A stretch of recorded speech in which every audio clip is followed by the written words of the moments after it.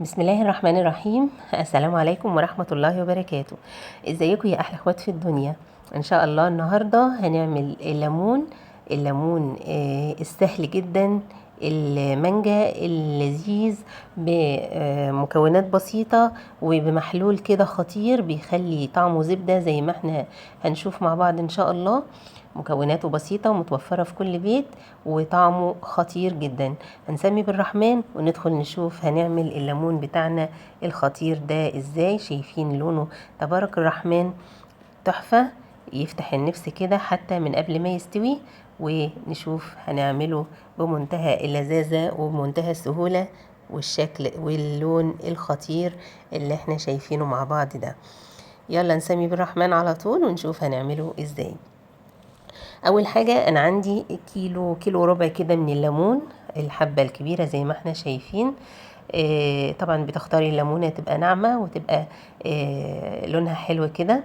وهنبتدي نغسله وننزل من عليه كل الأتربة طبعا لأنه بيبقى على الشجر فبيبقى عرضة للتراب، لازم نغسله كويس جدا.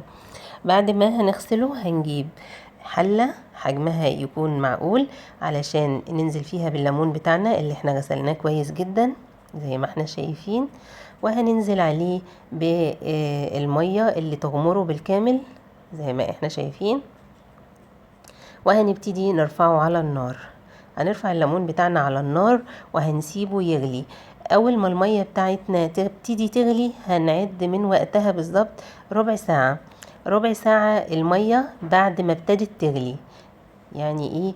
يعني او هنسيب المية هي هتفضل تسخن تسخن تسخن، واول ما تبتدي تغلي هنسيبها ربع ساعة مش اكتر من كده علشان الليمون ما يفتحش معانا. اول ليمونة نمسكها كده طبعا هنقلبه تقليب مستمر، واول ليمونة نمسكها نلاقيها ابتدت تفتح بالشكل اللي احنا شايفينه ده، نطفي عليه على طول ونصفيه، ما نسيبوش اكتر من كده علشان ما يتهريش مننا، ولو اتهرى هيبقى مش لطيف وشكله مش ألطف حاجة. هنبتدي بقى نعمل المحلول بتاعنا بعد ما سلقنا الليمون وهنسيبه صفيناه وهنسيبه يبرد. هنبتدي نجيب قرنين فلفل حامي وقرن فلفل بارد لونه احمر كده بيدي لون تحفة جدا. ولو عندك فلفل رومي او فلفل يعني فلفل بلدي بس احمر اضربي منه بيخلي لون المحلول تحفة جدا مع الفلفل الحامي. انا مش مكترة اكتر من 2 من الفلفل الحامي لان انا مش بحب المخللات تبقى حامية قوي او حراقة بزيادة، بحبها يعني فيها تيست سبايسي بس مش عالي قوي. هنبتدي كده نجيب لتر من المية وننزل فيه بالخليط اللي احنا عملناه اللي هو الفلفل الحامي والبارد الأحمر الخطير ده، وهننزل عليهم بمعلقتين من بشر الجزر. بيعزز معايا اللون جدا وبيدي لون تحفة وكمان بيدي تست حلوة قوي لليمون لما يستوي ما شاء الله اللهم بارك. هننزل ب3 معالق من الملح مش مليانين قوي زي ما احنا شايفين كده.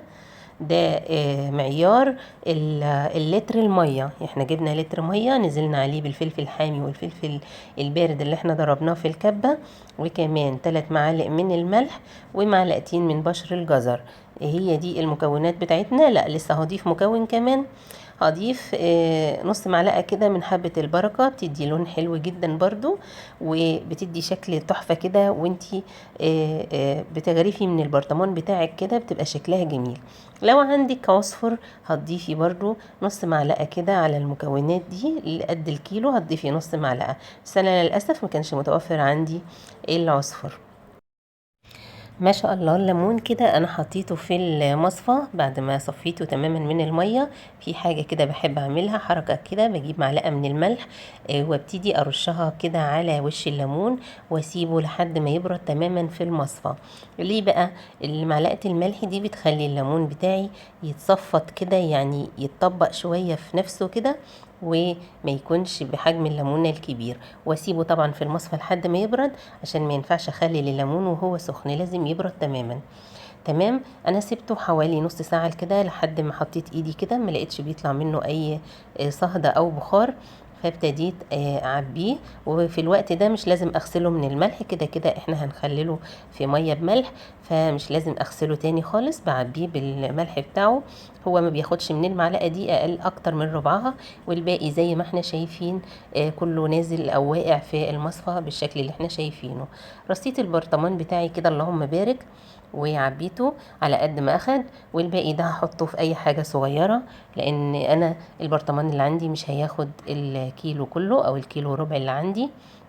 هبتدي اجيب بقى المحلول واسمي بالرحمن، واعبي المحلول فوق الليمون اللهم بارك كده ما شاء الله. صفيت الليمون وانا بصفه كده، حطيت قرنين 3 من الفلفل الحامي احمر واخضر كده في اركان البرطمان علشان يدي شكل حلو. هو طبعا ما بيديش تست حراق خالص لليمون، لان هو مقفول زي ما هو. احنا هنعتمد على الفلفل الحامي اللي احنا فرمناه مع الفلفل البارد واحنا بنحضر المحلول، انما ده بيبقى للشكل، وكمان لو حد حابب ياكله بيبقى متخلل وطعمه خطير جدا. هنبتدي نغلف البرطمان بتاعنا بستريتش راب او اي كيس بلاستيك علشان نمنع او نعزل عنه الهواء تماما، ويفضل محفوظ معانا بقى قد ما يقعد هيفضل زي الفل. هنبتدي بس حطيت الباقي كده في برطمان صغير، وهعبيه المحلول بتاعه، هملاه لحد الاخر لان هو مش مليان بالليمون، فلازم املى الفراغ كله بالمحلول علشان ما يكونش فيه اي هواء يفسد معايا الليمون ويبتدي يعمل اي عفونة لا سمح الله. ما شاء الله تبارك الرحمن. حطيت بس معاه كده قرن فلفل حامي على قد الكمية اللي موجودة، وهغلفه برضو بكيس بلاستيك، وابتدي اقفل البرطمان بتاعي بمنتهى البساطة. أسهل طريقة ممكن تخليلي بيها الليمون وفي نفس الوقت هيديكي تست تحفة. بيبقى الليمون اللهم بارك يعني زي الزبدة كده من قلبه. الليمونة حجمها الكبير ده بتحسي ان انتي من جوه بتاكلي مانجا، ليه؟ بتبقى فيها لحم كده وطعمها خطير اللهم بارك. تقلبي البرطمان كده وتشوفي عشان لو في اي فراغ او في اي هواء، ويبقى معاكي كده الليمون خلص. ما شاء الله تبارك الرحمن. افضل واطعم طريقتي اللي مش بغيرها، بتعجبني جدا طعم الليمون والتست بتاعه ما بيكونش فيه اي مرارة. تحفة، جربوها وصلوا على النبي، والسلام عليكم.